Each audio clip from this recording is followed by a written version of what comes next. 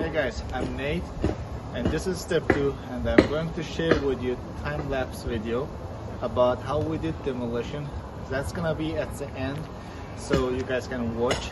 And also I would like to mention a few things about the support column for the roof. So what we used here, we used two 2x6, we sister it together, and we used another 2x6 for top of them in order to protect them from bending. And also, as you see that this is really high, it's approximately 30 feet high. I wanted to be sure that it's secure to work around, so I've added another 2x6 to support for this column.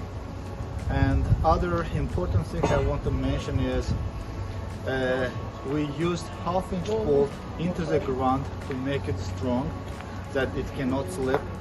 And as you see that background, we start to prepare the footings. This is 6x14, that's the size of porch. We will have 2 footing and 24-inch wide, 4 feet deep we need to dig.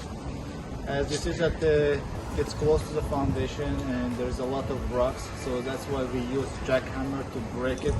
And once it passed inspection, and we're gonna start to build the frame, which is gonna be in my next video.